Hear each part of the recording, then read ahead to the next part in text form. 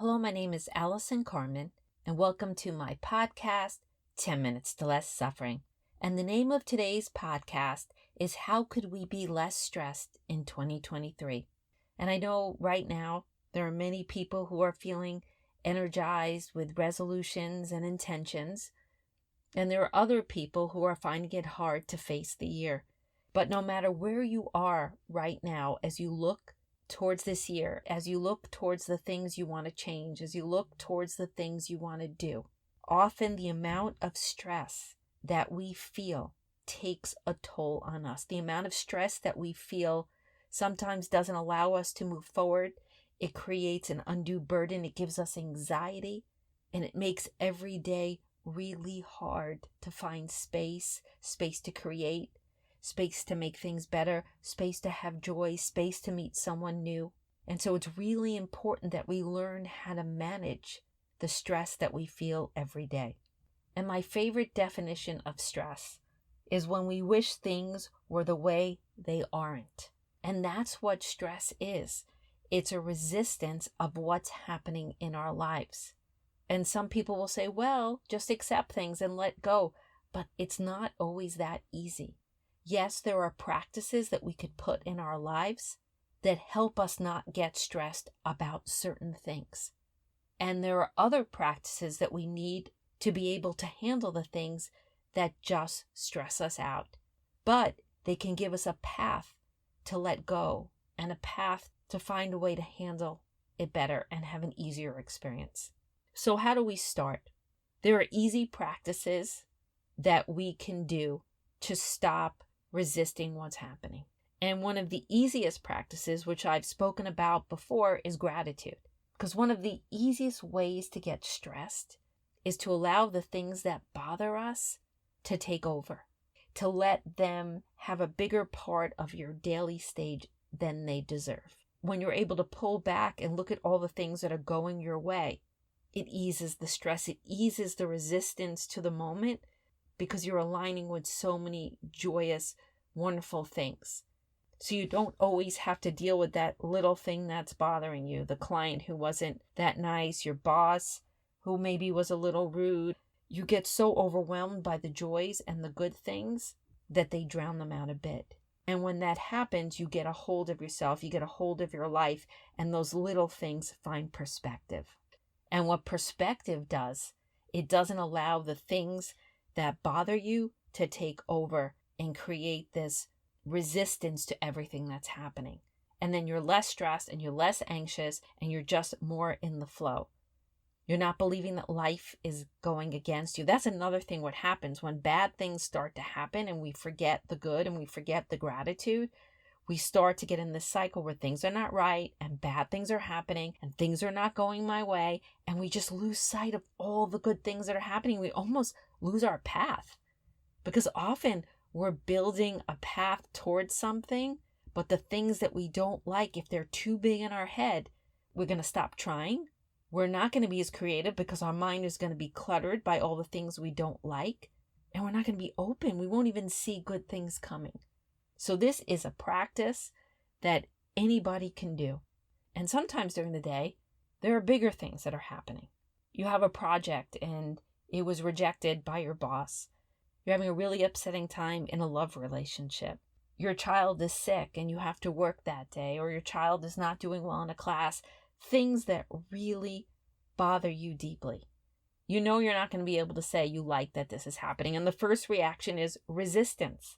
And at that moment, if you don't find acceptance for it, the stress is going to keep hitting you and you're going to start almost to unravel. And it's harder to solve your problems, to balance everything when you're fighting against it. And I've talked about this on a podcast a couple of months ago, but there are all these different ways that I think about when something is out of my control and it's happening. You can't stop it. It's like if you go into the bathroom and put the faucet on and try to hold all the water that's coming out of the faucet, it's impossible. We're not capable of it. There's something happening in our lives that we can't stop in the moment. You don't have to like it, but acceptance is another part of reducing stress, because it's stressful to argue against what is.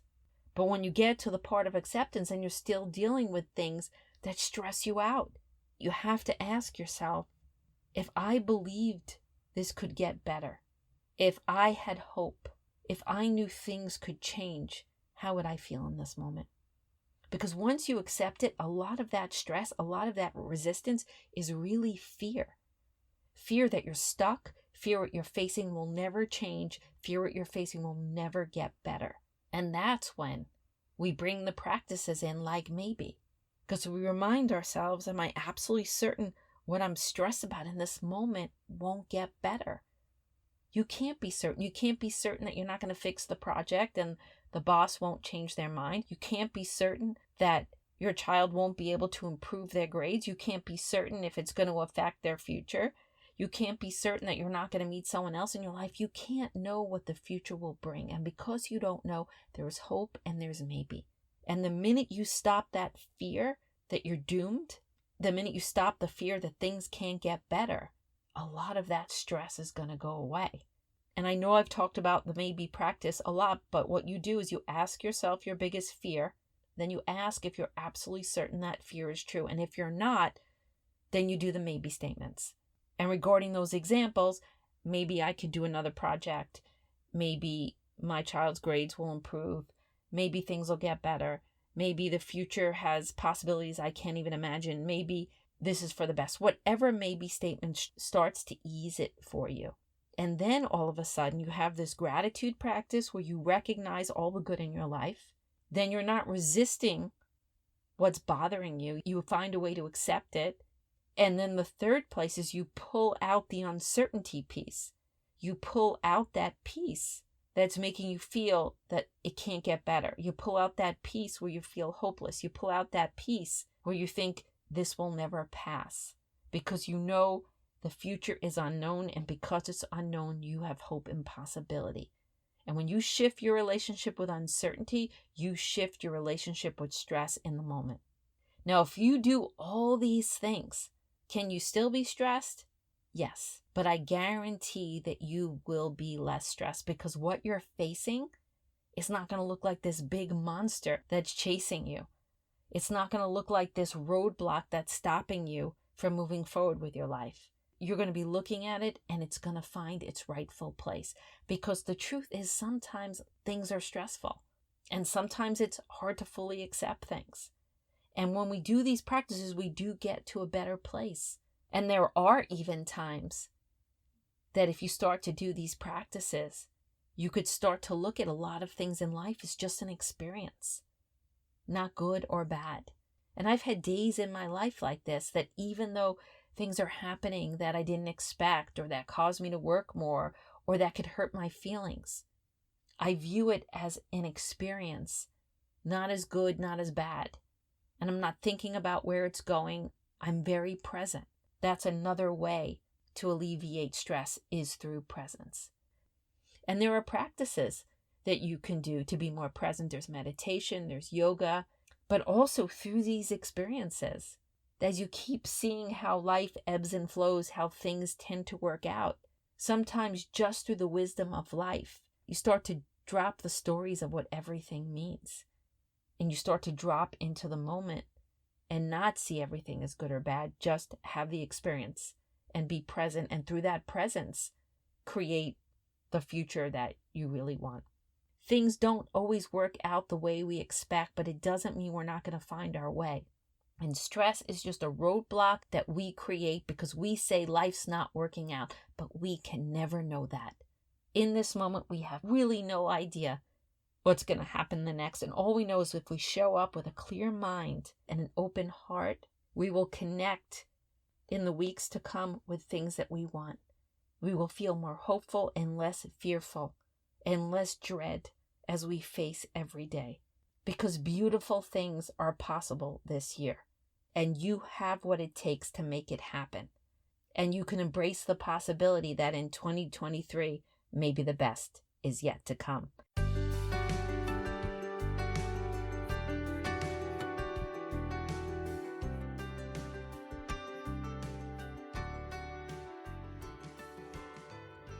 Thank you for listening to my podcast today. If you'd like to get in touch with me, you could email me at allison@allisoncarmen.com.